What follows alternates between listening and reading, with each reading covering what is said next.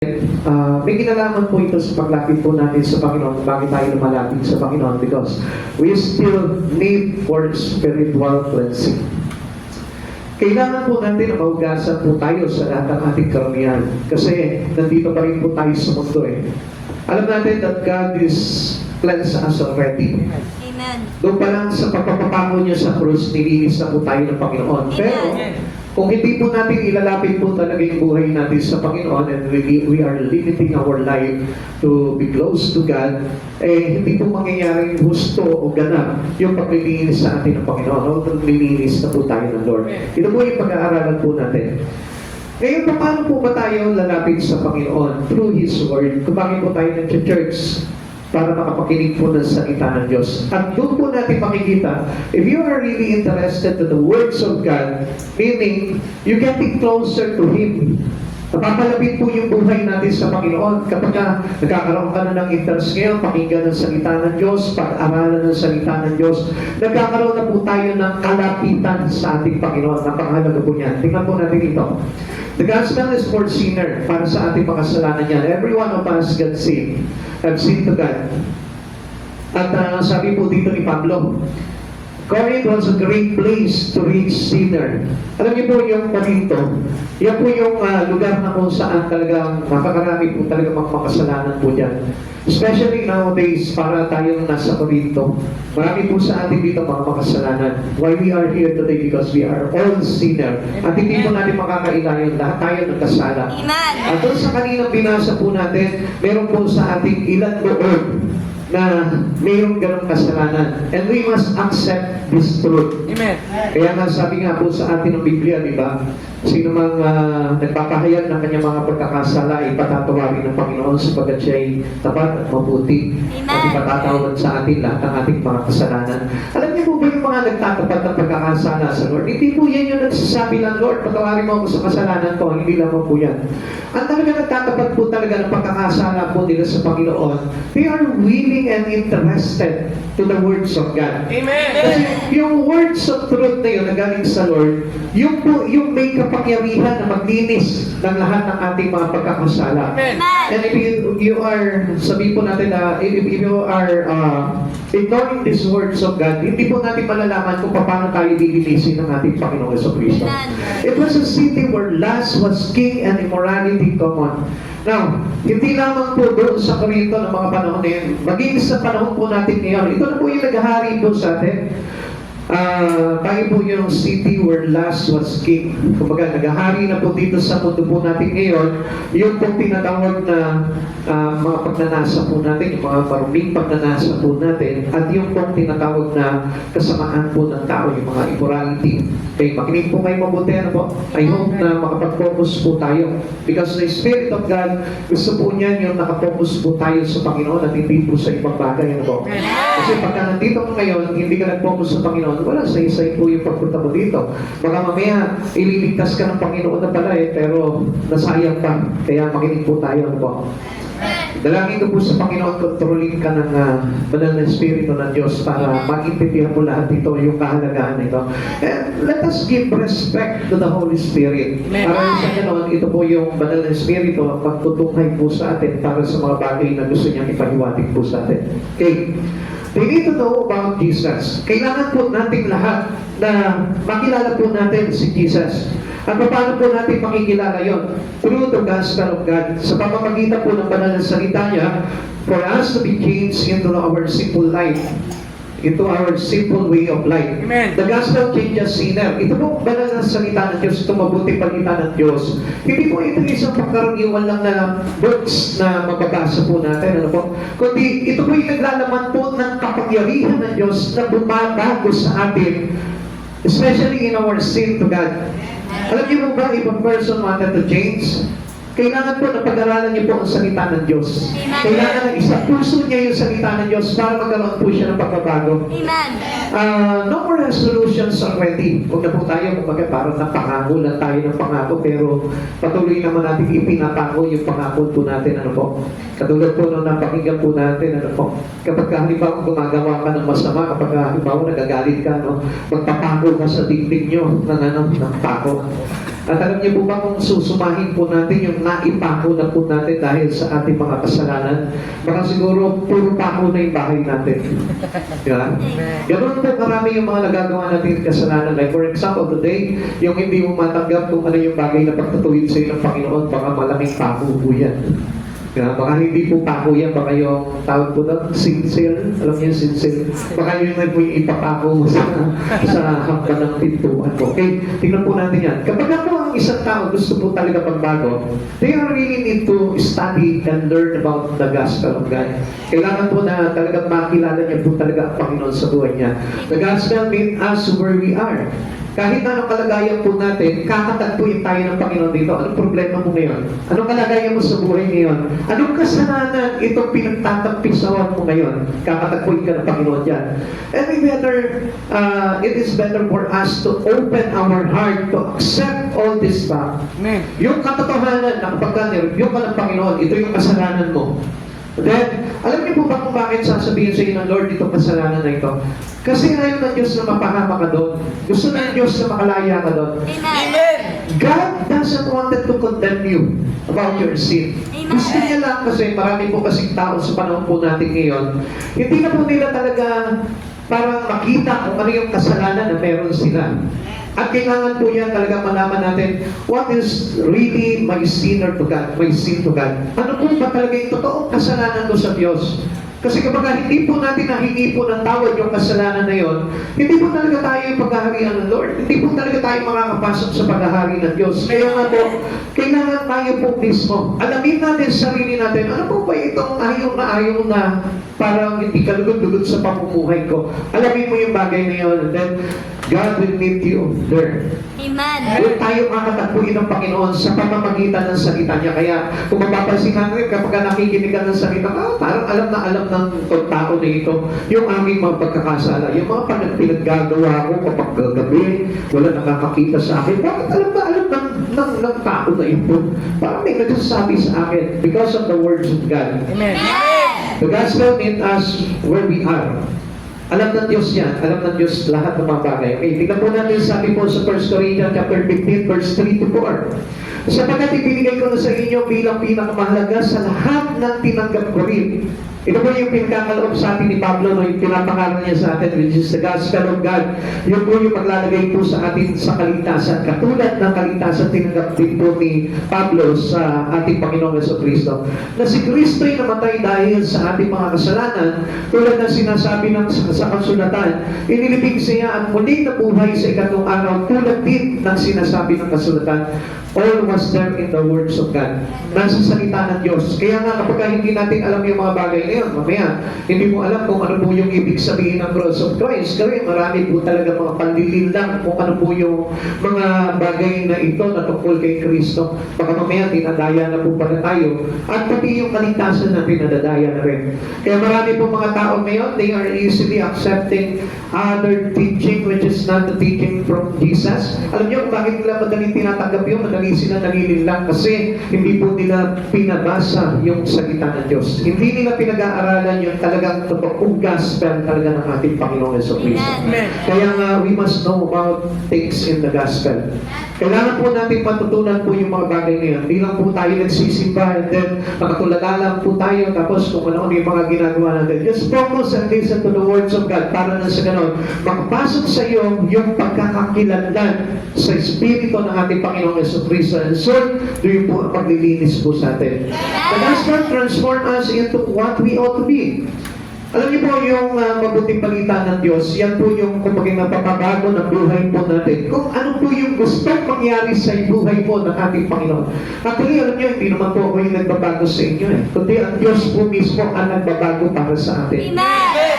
And through the words of God, yan po yung kumbaga para magiging curbings po natin sa buhay na ito. At it is better for us to be obedient to the words of God. Kasi kung hindi po natin susundin yung mga bagay na napapakinggan po natin, hindi tayo mag-shape up into Christ. Amen. Kaya nakikita po natin, mapapansin po natin, marami pong mga Kristiyano, halos hindi pa rin po sila naka-curb according to Christ Jesus' holiness. Hindi po pa rin po sila naka-shape up according to the righteousness of God. Minsan, makikita mo pa rin po sila, halos pariwara pa rin po yung buhay nila, nagtatampiso pa rin sa kasalanan, naglalagyan pa rin po sa kamunduhan. Kaya po hindi nababago po yun. Kasi yung curbings po natin is not on the gospel of God, but in the line of this word. Nandito pa rin tayo, nakaayon pa rin tayo sa liputan. Kaya nga sabi niya po sa atin, transformed by renewing our mind. Do not conform to the pattern of this world. Lumayo tayo, umiwas tayo para sa ganon, mabago na yung shape up po natin, mabago na po yung anyo natin, mabago na po yung isipan natin, mabago na po yung point of view natin. Kaya nga po, makikita po natin kapag ang Islam Kristiyano po talaga na-transform na po talaga siya. Alam niyo po, they are very lovely to listen about the words of God. Ang sarap na nilang makinig ng salita ng Diyos. Ang sarap na po talaga nilang makinig ng salita ng Diyos. And they are focusing their mind and their spirit into the words of God. Hindi mo maaagaw yung attention niya sa makikinig ng salita ng Diyos. Kahit na po ano nararamdaman niya sa katawan niya, hindi mo maaabala yan dahil para sa kanya po talaga napakahalaga talaga ng salita ng Diyos. Kaya nga, itong gospel na to, ito yung nagtatransfer ng buhay po natin accordingly sa gusto ng Panginoon na mangyari sa buhay po natin. Kaya sabi po ng 2 Corinthians chapter 5 verse 17, kaya po nakipag-isa na kay Kristo ang isang tao, isa na siyang bagong nilalang, wala na ang dati niyang pagkatao sa halip, ito'y napalitan na ng bago. Napalitan na. Dati tamad ka pakinig ng salita ng Diyos, dati tamad ka na magsimba, dati tamad ka na mag-focus to the words of God, but yet ngayon, nakita mo na po yung pagbabago doon. Pero kung halimbawa, hanggang ngayon wala pa rin pagbabago, para doon pa rin tayo sa pakikinig ng salita ng Diyos, para nababagot pa rin tayo sa pakikinig ng salita ng Diyos. Ay dahil the truth, wala pa rin, hindi pa rin pumapasok sa iyo yung transformation ng Lord sa buhay mo. Bakit? Baka mamaya hindi ka nagbibigay po talaga ng halaga sa gospel. Baka mamaya walang pitak sa puso mo yung salita ng Diyos. Baka mamaya iba lamang po yung pinipitakan ng puso mo. Yung pagpapayaman lang, yung mga bagay ng mga mundo lang. At yun po yung sinabi po sa atin. Ulitin ko po yung sinabi po dito na po. Verse 9, hindi ba ninyo alam na ang mga makasalanan ay walang bahagi sa kaharian ng Diyos? Huwag ninyo tayain ang inyong sarili. Ang mga nakikiapid, sumasamba sa Diyos ang nakakalo niya, nakikiapid sa kapwa lalaki o kapwa babae. Ang mga magnanakaw, masakim, mapaglasing, mapanlait, magdaraya, ang ganyang mga tao ay walang bahagi sa kaharian ng Diyos. So, ito palang pinagtatapat na sa atin ng Panginoon. Ito mga bagay na ito, yung dapat nating iwasan. At alam niyo po ba, hindi natin maiiwasan itong bagay na ito if you are not yet transformed accordingly to what we ought to be. Amen. Hindi po talaga tayo, kumbaga parang mawawala dito.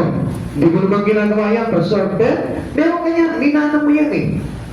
So, ibig sabihin po nito, yung sin na kapaloob sa atin yan, kung wala man dito yung kasalanan mo, meron ang ibang kasalanan. So, it is rather to be obedient to the words of God rather than hindi natin tanggapin itong mga bagay nito. Kaya nga yung pagtanggap po sa salita ng Diyos, napakahalaga po niyan. Kaya alam niyo po, ang dami po mga Kristiyano nakikita ko talaga, they are not interested about the words of God. Kaya nga hindi nila binabalik-balikan ng salita ng Diyos eh. Kaya kung mapapansin mo lang, obviously makikita mo yung kung sino lang yung bumabalik-balik sa church, sila po yung meron talagang puso. Nakapitak sa kanila yung halaga ng salita ng Diyos. And they are willing to be changed. They are willing to be transformed accordingly to what God wanted for His life. Yun po yung totoo po nun eh. Kaya nga, ang isang tao po talaga nabago na, nakikipag-isa na po talaga kay Kristo po yan. Tinatagal niya na yung dating pagkatao niya. Kundi pinapalitan na po ito ng bagong pagkatao na nararapat na nakaayon sa ating Panginoong Jesucristo. Now, let us study about us. Let us study ourselves. To study about us, tingnan po natin. Ano po ba yung dapat pag-aralan po natin sa ating sarili? Consider the way we were.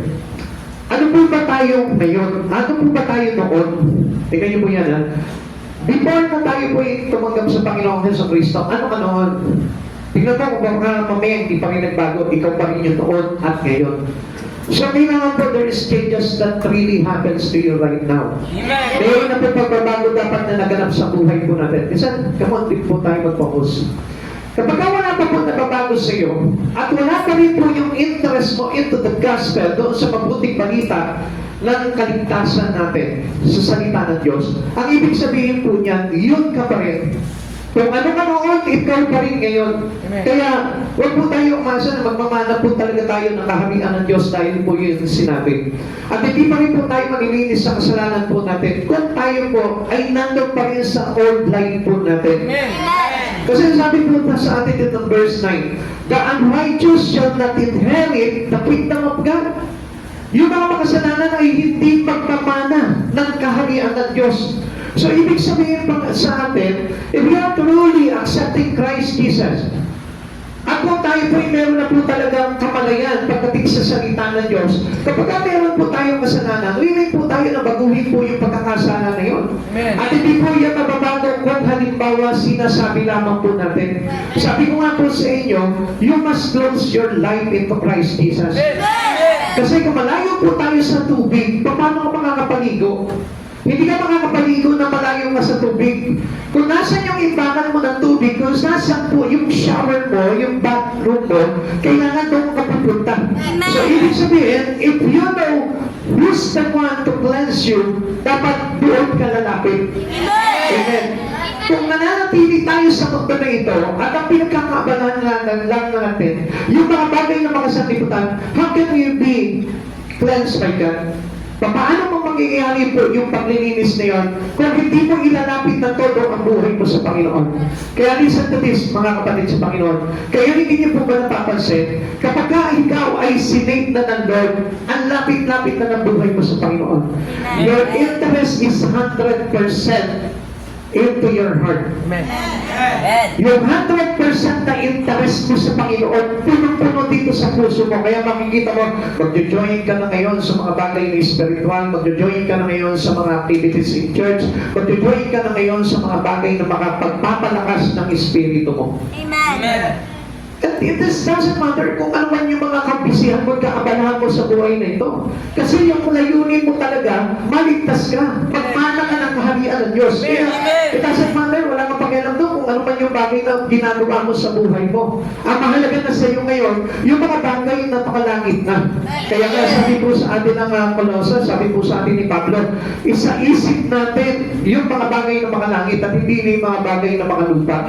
Kaya mga kapatid sa Panginoon, if we are willing right now to be righteous, para tayo po ay makapagmana ng kaharian ng Diyos, kailangan po natin talagang ilapit ng todo ang buhay natin sa Panginoon. Kailangan natin gawin kung ano yung mga bagay na makakapag-transport po sa atin, which is according to the gospel of God. Amen. Amen. You are claiming that you are from heaven already. Pinag-claim natin, ako sa langit na mapupunta ang buhay ko. Ako sa Diyos na ako. Paano ako magiging sa Diyos? Eh dito nga lang sa mga bagay sa lupa na ito, na ginagawa natin spiritually, hindi mo mailagay yung buhay mo. Kaya, it is better to think about all these things in you. Isipin mo, ano ba buhay meron ako? Ito ba mga bagay na ginagawa ko panlangit na to? Ito ba yung sinasabi ni Pablo po sa akin na lagi kong isa-isip yung mga bagay na makalangit at hindi na yung mga bagay na makalupa? Amen. So doon pa lang, makikita na po natin na si Pablo po mismo tinuro sa atin, simple sa isipan mo pa lang kailangan nandun na yung pag-iisip mo na makalangit. Amen. Halimbawa mga kapatid sa Panginoon, gusto ko na maintindihan niyo po ito. Gusto mo na maging magaling ka, doktor. Pero, ang ginagawa mo, siguro, halimbawa, wala kang ginagawa sa doktor. Ginagawa mo lang, kundi mag-warehouse ka, magpunta ka sa mga nightlife mo. Paano magiging magaling na doktor? Amen? Amen. You need to focus on the things about the doctor. Amen. Kailangan mo na pag-aralan yung mga bagay na pagiging doktor. At hindi tayo parang, let's say, magkakaroon pa rin po tayo ng extra time about the things na sabihin po natin na meron kapagulbang panahon para doon sa mga bagay na makasakiputan doon. Diba, gusto mo talaga maging doktor, maging magaling na doktor. Tapos, gabi-gabi wala kang ginawa, hindi mag-bar ka na, mag-nightlife ka na. Paano ka magiging magaling na doktor? Baka mamaya, dahil sa kuyat mo, sa mga bagay na ginagawa mo, baka mamaya, yung practices mo na pagiging doktor, matanggal pa sa'yo. Amen. Bakit? Kasi hindi po natin kailangan na yung focus po natin, kapag na-focus tayo sa isang bagay na gusto natin, malalayo po tayo doon sa gusto natin ngayon. Kaya mga kapatid sa Panginoon, kaya sabi po sa ating ni Pablo, focus your mind into the things of heaven. Yung mga bagay na makalangit ang kailangan po na isa-isip po natin. Alam nyo, sabi po sa ating dito, hindi tayo makakapasok sa kaharian ng Diyos. Kung taliwas sa kaunawaan po natin ng mga tao, yung hindi na kumagay parang pagsampalataya natin sa Diyos. Alam niyo mga kapatid sa Panginoon, if you are believers to Christ Jesus, dapat din na mahalaga sa iyo yung mga bagay ng mga Diyos. Amen. Now, kung mapapansin natin, marami po mga Kristiyano po sa panahon po natin, gusto po nila sabihin sa mga tao na ipangalandagan sa tao that I am a believers to God, pero bihira man lang siya makita sa mga bagay sa Panginoon. Amen. So you are not a believers to God. Alam niyo, hindi po natin kailangan pagtakpan po itong mga bagay nito. Kailangan po talaga tayo na maniwala o kumbaga para maihulmat talaga sa gusto ng Panginoon. Amen. Kasi hindi mga kapatid sa Panginoon. Kaya gusto ng Diyos na tayo po yung maging malapit sa ating Panginoon. At gusto ng Diyos na ito sa pamamagitan ng kanyang salita, matuto po tayo. Kasi gusto po ng Panginoon talaga na malinis po tayo sa lahat ng ating pagkakasala. At ulitin ko po sa inyo, hindi po tayo malilinis sa ating pagkakasala even though you are a Christian already and you know God. Kung hindi mo naman inilalapit ang buhay mo sa Panginoong Jesucristo, ay tell you the truth, hindi pa rin po tayo maliligtas. Kailangan ang buhay po natin talaga really close to God. At paano natin makikita yung bagay na yun? You are seeking God first into your life. Pinaghahalian ka na niya, nabubuhay ka na sa kalooban niya. Yun yung closeness natin sa Panginoon. Amen? Huwag natin pag-uhin po yung mga bagay na tinuturo sa atin ng Panginoon. Huwag natin paayunin sa kagustuhan po natin dahil hindi po yan aayon sa atin. Dahil tayo po ang kailangan umayon into the gospel of God. God offered the unsavory list of sinners. Kaya nga sinabi niya po sa atin dito, ulitin ko po sa inyo, ano po? Ang sabi niya po dito, huwag ninyo dayain ang inyong sarili ang mga nakikiapit, sumasamba sa Diyos-Diyosan, nangangalunya, nakikiapit sa kapwa lalaki o kapwa babae, ang mga magnanakaw, masakim, mapaglasing, mapanlait o magdaraya, ang ganyang mga tao, walang bahagi sa kaharian ng Diyos. If you are under influence of this word, you are under influence of sin. Kaya nga tayo nagpapasailalim na tayo sa Panginoon eh. Kaya nga ito po yung mga unsavory list of sinners na binanggit po ni Pablo po dito. It was a list of immoral people. Yung mga immoral na tao. Binabanggit niya po dito yung mga taong masama, yung walang iniisip, kundi kasamaan sa kapwa. Sila po yung binabanggit ni Pablo po dito. It was a list of dishonest and unruly people. Alam niyo, sa panahon po natin ngayon, marami na po itong tinatawag na dishonest, hindi po talaga tapat sa ating Panginoon. Marami kami po yung mga tinatawag na unruly people. Alam niyo po yung mga unruly people? Yung mga matitigas ang ulo. Na tinuturuan na po sila ng Panginoon. Binabasa na sa kanila ng Diyos mismo ang salita ng Diyos na ito yung makakapagpahamak sa kanila. Pero ayaw pa rin po nilang iwasan. Now, yung pagiging dishonest po natin is part of our immorality. Alam niyo po ba? Binigyan po tayo, halimbawa, let's say, dito sa church na ito po. Binigyan po tayo ng Diyos ng isang lugar na kung saan the place that is fitted to His teaching. Nilagay ka ng Lord dito pero hindi ka naging tapat dito. Mas naging tapat ka halimbawa sa iba. Alam niyo po ba mga kapatid sa Panginoon, minsan sa isip natin, pare-parehas lang naman church yan. Ikaw, hindi po ganun po yun. Kung saan ka nilagay ng Panginoon, doon ka kailangan mag-grow. Doon ka kailangan mag-bloom. Dahil yung katapatan mo dapat ma-express mo sa Lord. Dahil, tingnan niyo po ito dito ka nilagay ng Lord, exactly, kilala ka ng Diyos. At kapag kakilala sa inyo ng Panginoon, nandito. Amen. Amen? Like for example, Sa Biblia po, yung mga propeta po nung araw, yung mga naginigod po ng ating si Yahweh nung araw, hindi iba't iba po yung kanilang mga category in life. Amen. Yung kanilang mga pagkatawag sa Panginoon. Kaya kung sasabihin, pare-parehas lang po yan. Oo, pare-parehas tayo. There is only one God in our life. Iisa ang Diyos po natin. Pero huwag kang magkamali sa pagtuturo. Dahil ang pagtuturo ng Diyos ay iba-iba po yan.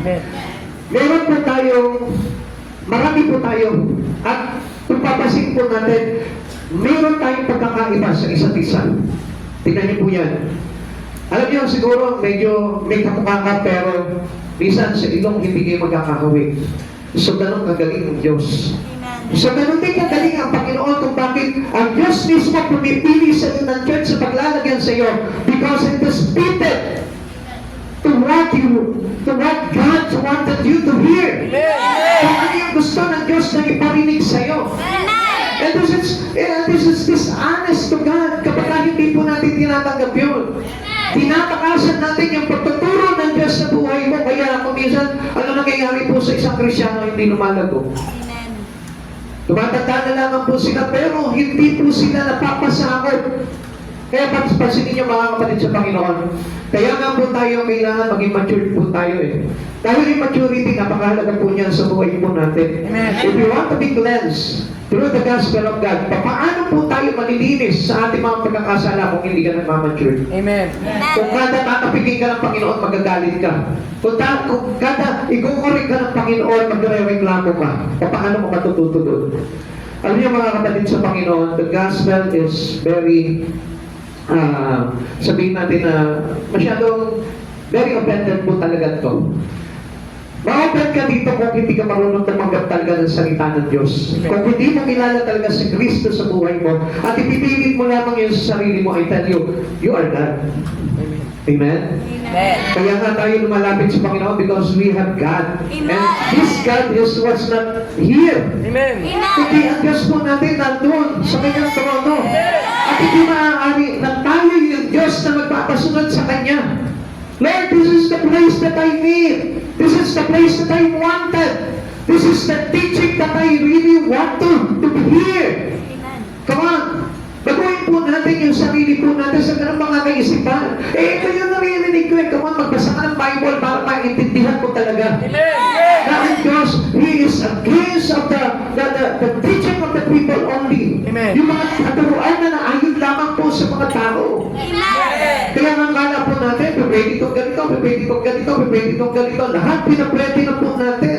Tandaan po natin, ang banal kautusan ng Panginoon, yan ang nagayag sa atin ng kasalanan. At kung wala po yung commandments ng Lord, hindi mahahayag yung kasalanan natin. At alam niyo po ba, the purpose of God kung bakit niya ibinigay sa atin, yung pong kautusan na isinulat sa 2 tableta. Alam niyo po ba kung bakit po? Kaya po, ibinaba ng Diyos yan para malaman mo na ikaw ay makasalanan. Amen. Para malaman mo na ikaw ay nangangailangan ng isang pagtutuwid ng ating Panginoon. Amen. At bakit po ibinaba ito? Hindi naman natin kayo sundin ito eh. Kaya po ibinaba ito para makita mo na kailangan mo ang pagtuturo ng Diyos sa buhay mo. That the gospel of Christ Jesus na mahalaga sa atin yung mabuting balita na pagkababa ni Jesus sa krus para tayo iligtas. And then this is how the people today rejected the gospel. Kapag hindi po tayo tumatanggap ng salita ng Diyos, we reject the gospel of the cross. We reject the resurrections of God. At mga kapatid sa Panginoon, mag-aaral po tayo.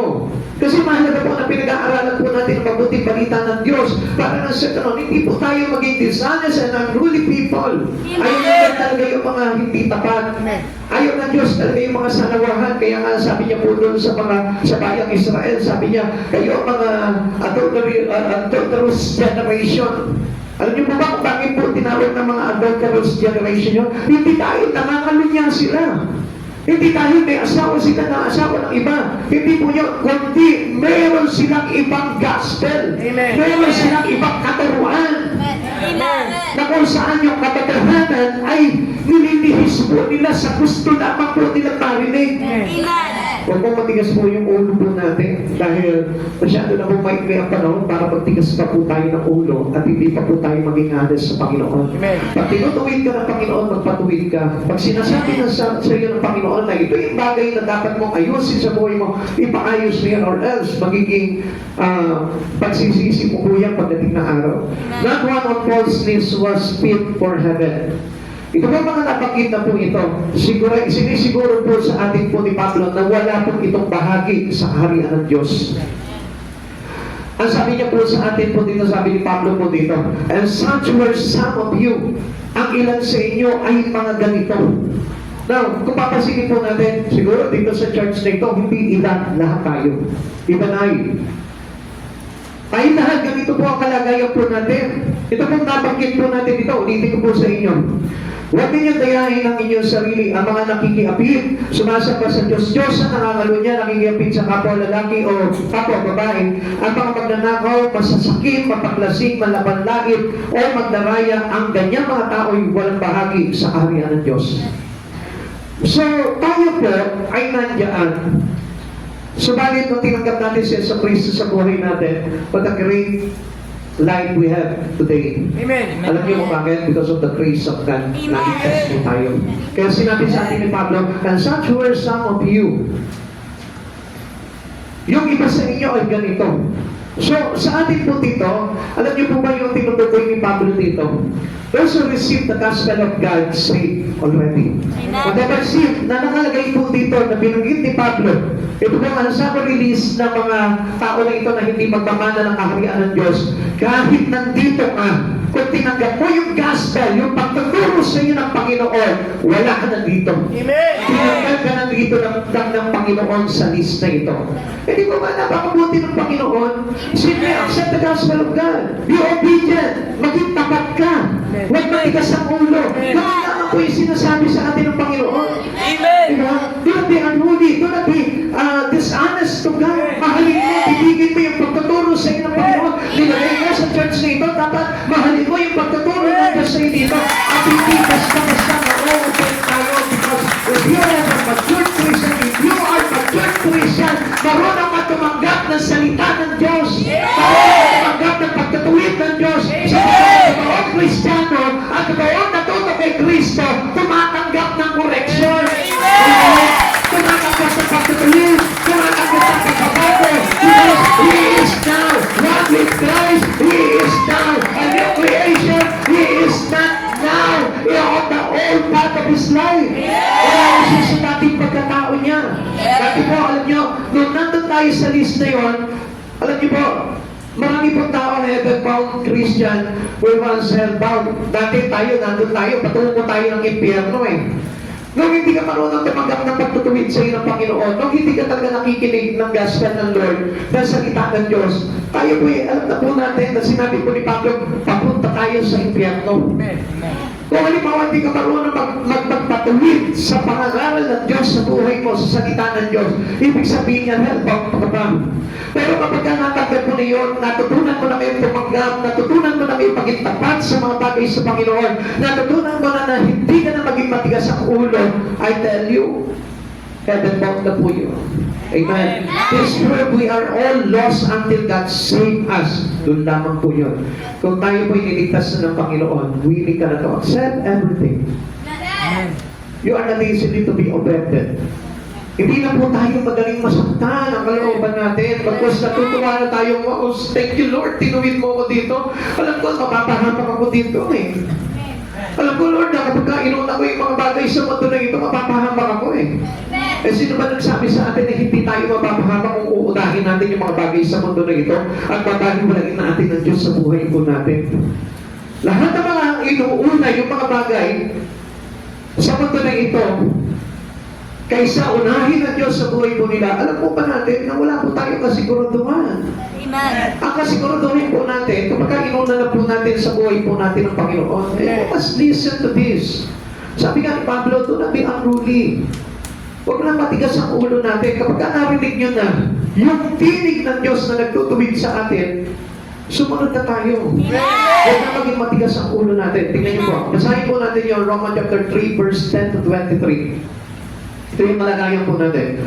Ayon sa nasusulat, walang matuwid, wala kahit isa. Walang nakakaunawa, walang naghahanap sa Diyos. Ang lahat ay lumihis ng landas at nagpakasama. Walang gumagawa ng mabuti, wala kahit isa. Parang bukas na libingan ang kanilang lalamunan, pananalita nila'y pawang matangling lang. Ang labi nila'y may kamandag ng ahas, puno ng pagmumura at masasakit na salita ang kanilang bibig. Wala silang katubili sa pagpatay sa kapwa, parang dinaanan ng salot ang kanilang madaanan. Hindi nila alam ang daan ng kapayapaan, hindi sila marunong matakot sa Diyos. Alam natin na anumang sinasabi ng kautusan ay sinasabi sa mga nasasakop nito upang walang maidahilan ang sinuman. Kaya nga, di ba ipinapahayag sa atin sa pamamagitan ng kasulatan? Alam naman po natin, sino po ba dito yung hindi nakakaalam ng Ten Commandments? Come on, taas ang kamay. Kung hindi niyo alam ang Ten Commandments, ibig sabihin niya, hindi niyo rin alam kung ano yung kasalanan ninyo.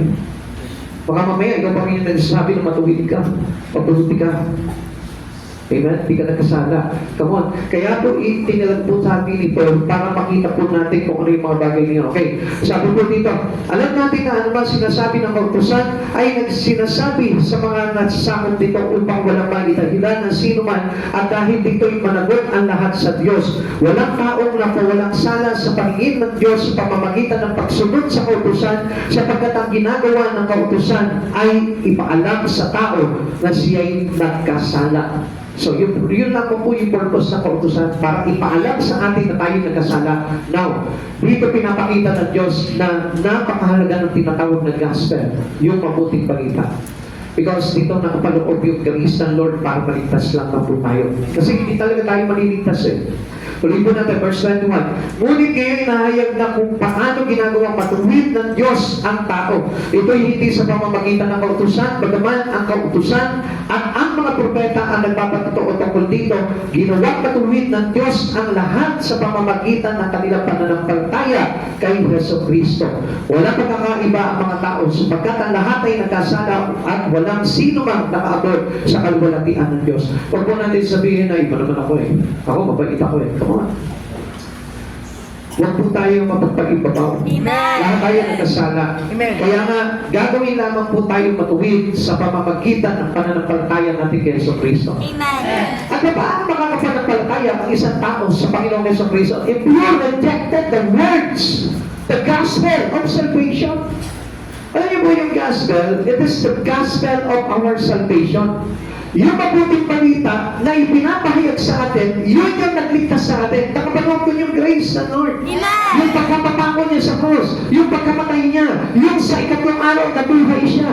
Yun yung ibig sabihin ng Panginoon. Hindi tayo naligtas dahil mabuti ka.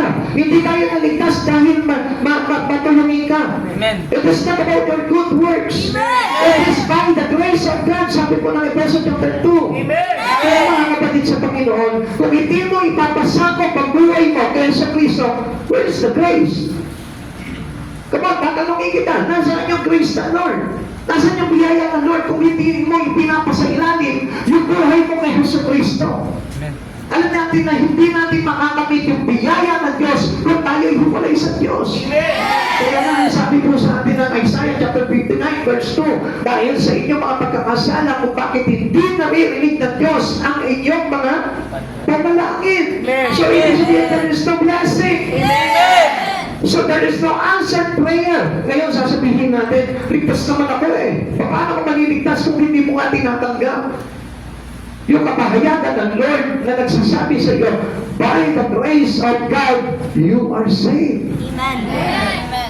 Amen. Hindi po natin yan. Hindi tayo sumasalungat sa pananampalataya. Sabi po sa atin dito, walang pagkakaiba ang mga tao. Lahat tayo ay nagkasala at walang sino man nakaabot sa kaluwalhatian ng Diyos. Kaya it is easy for us now to be humble and submit to the given gospel to us by God. Kaya magpapadali yun.